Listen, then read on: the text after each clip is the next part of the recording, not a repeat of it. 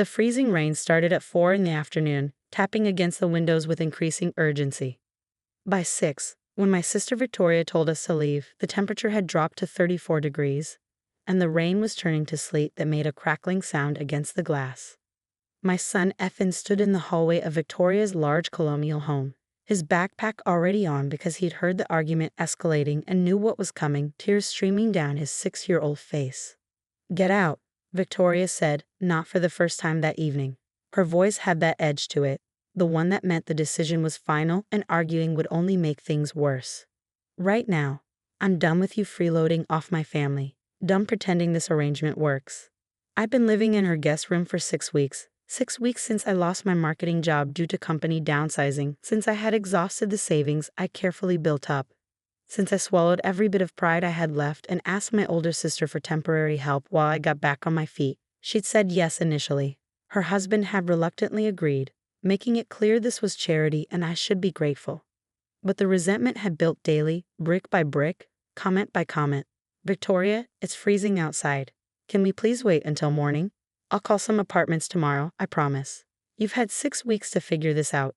You're useless. Both of you are just burdens on people who actually work hard and succeed. I'm tired of carrying you. I've been applying to jobs every day.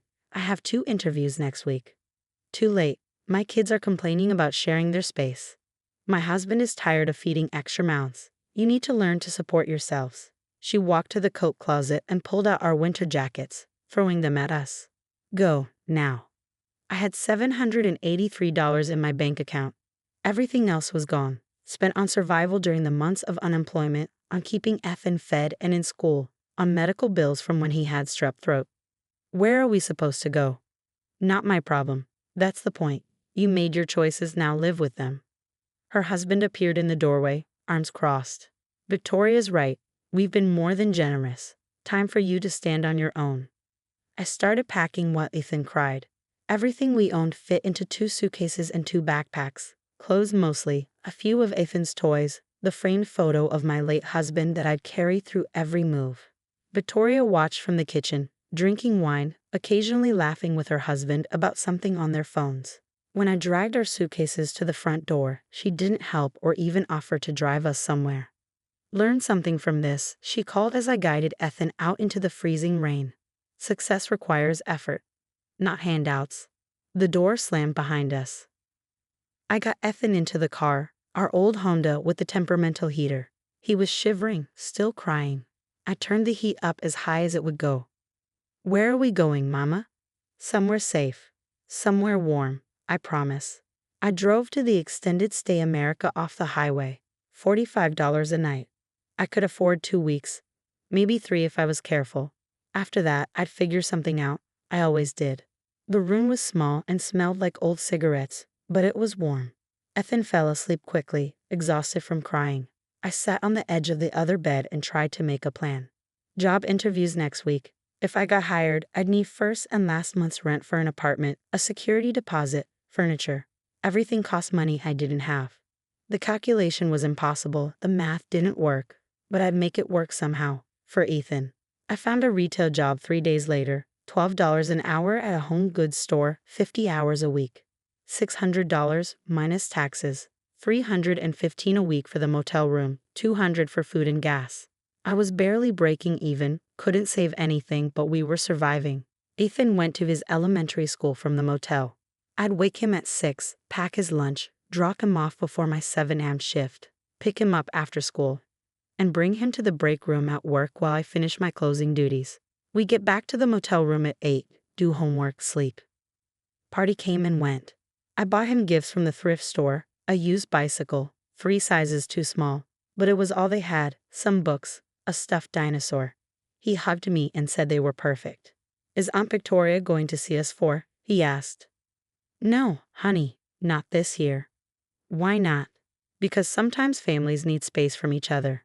The truth was more complicated. Victoria had sent one text message after we left. "Hope you learned your lesson about responsibility." I deleted her number after that. On December 17th, the day before Victoria kicked us out, I'd stopped at the Quick Mart near her house to buy milk for Ethan's cereal. I spent my last $2 on a Mega Millions ticket. Just a stupid impulse. False hope in a desperate moment. I'd forgotten about it completely. Late February, nearly 3 months after we'd left Victoria's house, I heard the news while getting ready for work. Unclaimed winning lottery ticket sold in Riverside area. Jackpot $87 million. Ticket about to expire. I froze, coffee cup halfway to my mouth. Riverside. That was Victoria's neighborhood. December 17th. The date matched. I dug through my coat pockets frantically and found the crumpled ticket wedged into the lining. My hands shook as I pulled up the winning numbers on my phone. I compared them to the ticket, checked again and again. They matched, every single number. I drove to the Quick Mart and asked the clerk to scan the ticket. He looked at the screen, looked at me, looked back at the screen. "Ma'am, you need to contact the State Lottery Commission immediately." "Why? What does it say?" "This is a jackpot winner. $87 million. I stood in the parking lot for 10 minutes, unable to move. Unable to process. $87 million. It wasn't real. Couldn't be real. But I called the number anyway. The Lottery Commission verified the ticket and explained my options. I could take the annuity, $87 million paid over 30 years, or the lump sum, $45 million immediately, before taxes. I took the lump sum. After federal and state taxes, I'd net approximately $30 million. $30 million. The lawyer I hired advised me carefully. Set up a trust for your son. Invest conservatively. Don't tell anyone until you're ready. And understand, once you claim publicly, your life changes. I have to claim publicly. State law requires it. Press conference. Photos. It's part of claiming the prize. The press conference was scheduled for 3 weeks later. I bought a simple dress for $30, did my own hair, and brought Ethan with me because I couldn't afford a babysitter. The Lottery Commission building was crowded with reporters, cameras. The giant ceremonial check was larger than my car, $87 million printed in huge numbers. "Ms. Turner, congratulations," the lottery director said, shaking my hand. "Tell us, what are your plans for the money?" I looked at Ethan, holding my hand tight, overwhelmed by all the cameras. Security for my son, his education, never worrying about being cold again, never worrying about someone kicking us out in freezing rain with nowhere to go. A reporter jumped on that. "What do you mean, kicked out?" I took a breath. 3 months ago, my sister evicted my son and me from her home in the middle of winter. She called us useless freeloaders, told us we were burdens who needed to learn to support ourselves. We've been living in a motel ever since, and I've been working retail to keep us fed. The room went very quiet. This money means my son never has to be scared like that again. Never has to watch his mother beg for help that comes with humiliation. That's what it means. The story aired on every local news channel that night, then regional, then it went national. Single mother evicted by sister wins $87 million lottery. The human interest angle was irresistible. The sister who kicked out a struggling single mom. The lottery ticket bought 1 day before the eviction. The 3 months of minimum wage survival. The sudden fortune. My phone, which had already changed after winning, stayed quiet, but my lawyer's office received calls. "Ms. Turner's sister is trying to reach her," his assistant told me. "What does she want?" "She says it's urgent family business.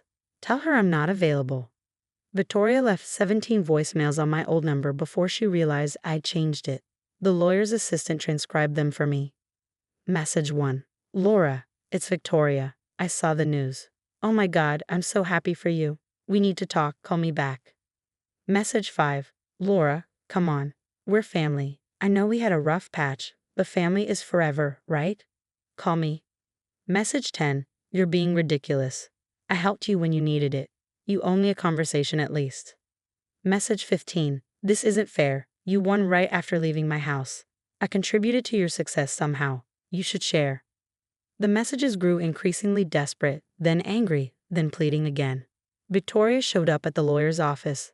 Security turned her away. She contacted a local reporter, trying to tell her side. "My sister won the lottery and now she won't speak to her family. It's hurtful. I helped her when she was struggling, gave her a place to stay, and now she's shut me out completely." But the reporter dug deeper, talking to neighbors on Victoria's street.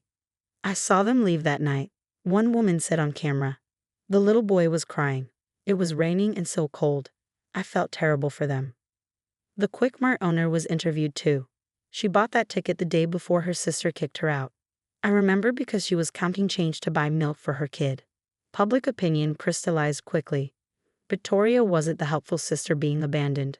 She was the cruel woman who had kicked out her struggling family member right before that person won a fortune. Greedy sister demands money after evicting lottery winner ran on tabloid websites. Comment sections were brutal. I bought a house, not a mansion, just a 3-bedroom ranch in a good school district, 30 minutes from Victoria's neighborhood. It cost me $385,000. Modest by lottery winner standards. I set up a $2 million trust for Ethan's education, invested $15 million conservatively, and donated $1 million to homeless shelters and family crisis centers. I still worked part-time at a nonprofit helping struggling families, $40,000 a year. I didn't need the money, but I needed the purpose. Victoria's attempts at contact continued for months. She showed up at Ethan's new school once. Security removed her, and I filed a restraining order. Letters came through extended family members. Our aunt tried to mediate. Victoria made a mistake, but she's still your sister. Family forgives. I wrote back once, the only response I sent. Victoria made clear that I was a burden. I'm removing that burden permanently. My cousin called. You're being cruel. She's struggling now. Her business is losing clients because of the bad publicity. Her husband is angry. He says they could have had access to your money if she'd just been patient. Her marriage is falling apart. I'm sorry to hear that. You could help her. I could. I won't. That's cold. What's cold is laughing while you kick a 6-year-old into freezing rain. 3 years after the win, Victoria sent a letter directly to my house. The restraining order had expired. Laura, I was wrong. I was cruel when you needed help. I'm sorry. I've had time to think about what I did, and I'm ashamed.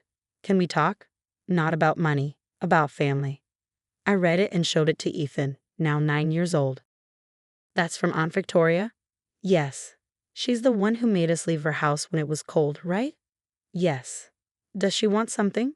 She says she wants to apologize. Do you believe her? I looked at my son, this wise child who learned too young that family could be cruel. I don't know, but I know we don't need her. We're okay without her. Then why would we let her back?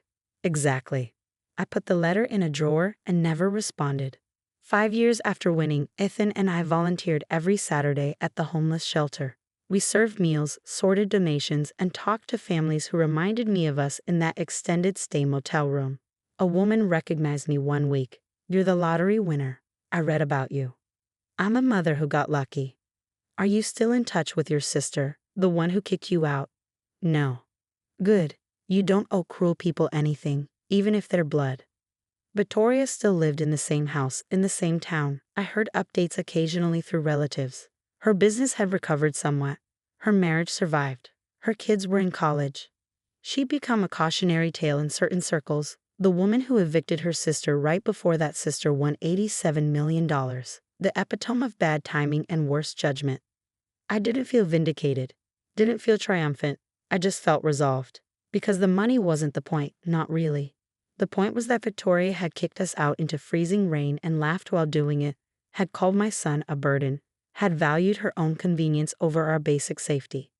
The lottery win just meant I never had to seek her help again, never had to accept her cruelty in exchange for survival, never had to teach my son that family love comes with conditions and humiliation. Ethan and I were fine, better than fine, and Victoria remained exactly where I'd left her that December night, standing in her doorway, watching us leave. The only difference was now she knew exactly what she'd thrown away, and I knew exactly what I'd escaped.